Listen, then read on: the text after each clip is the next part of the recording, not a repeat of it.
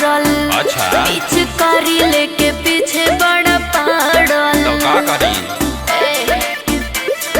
सुना देखी रंगवाया बीर जिया झारल।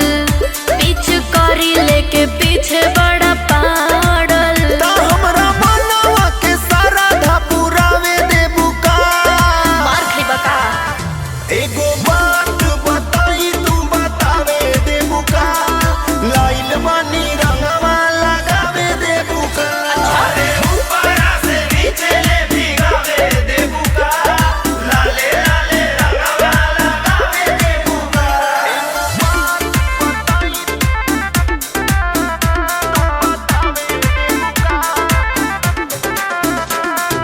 Music by Jaswant Kumar.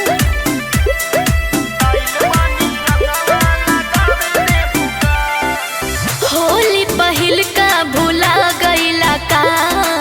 भाई से हमरा कुटा जइबा जा। याद बानू? अच्छा दिलवा में इहे अरमनवा जागे। हमरा ही हाथे तोहे रंगवा लागे। ओहो ताई भगवा के मजा तू उठावे देबू का? चला हटा। एगो बात बताई तू बतावे देबू का? लाइल बानी रंगवा लगावे देबू का?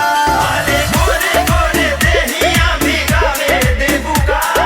रंग साता रंगिया लगावे देबू का?